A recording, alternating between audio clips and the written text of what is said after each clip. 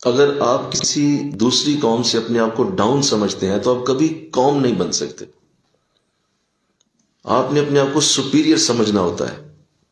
آپ نے اپنے اندر یہ میں وہ غرور اور تکبر کی بات نہیں کر رہا. بولیے، میں یہ نہیں کہہ رہا کہ آپ کسی کو رذیل کہیں اور خود کو بڑا کر دیں، ایسا نہیں کہہ رہا میں.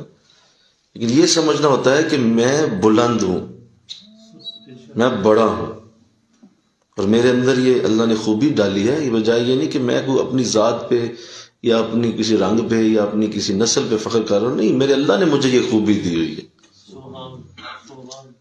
تو جب تک آپ اپنے آپ کو سپیریئر نہیں جانیں گے، آپ ایک قوم نہیں بن سکتے.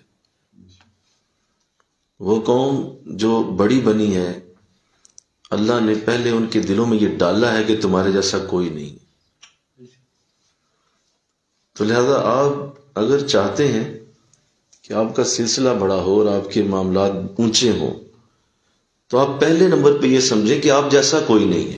بڑا بننے کے لیے بڑا خیال رکھنا ضروری ہوتا ہے. انسانی فطرت کے اندر یہ چیز ہے کہ صرف یہی چیز پیدا کر لینا تو آپ کے اندر طاقت خود ہی پیدا ہو جاتی.